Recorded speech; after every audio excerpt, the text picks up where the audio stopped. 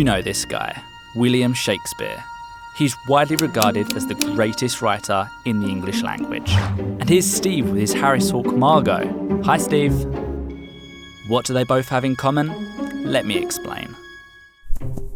So, what is falconry? Falconry is defined as the art of using a trained bird of prey flying at quarry. It's catching your dinner using a bird of prey. It's been around for thousands of years, and it was so popular back in the 16th century that Shakespeare started using it in his literature.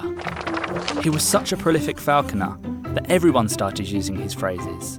So much so, these expressions are ingrained in the English language today. Like fed up.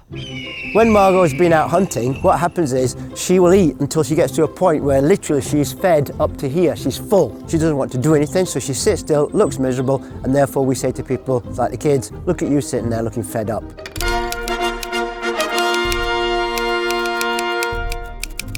All birds for thousands of years have always worn these two little jesses, these leather straps attached to each leg, and when we hold on to her, we put them under the thumb and through the fingers. Therefore we have restraint, therefore we can hold him back, just like an errant husband. What you've got to bear in mind is that if something's been around for so long, then it's bound to have an impact on the vernacular.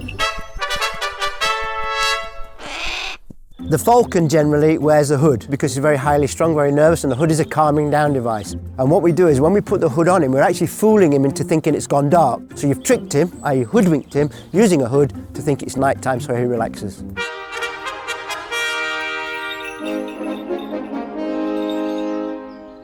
As well as holding these leather straps, the jesses, the leash fastens onto the glove, and then we wrap it around the little finger as like a belt and braces. It's an extra precaution in case we lose the bird.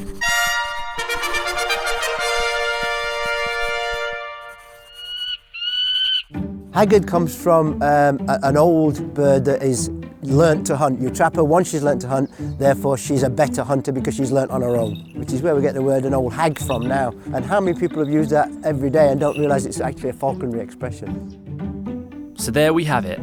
Thanks, Shakespeare.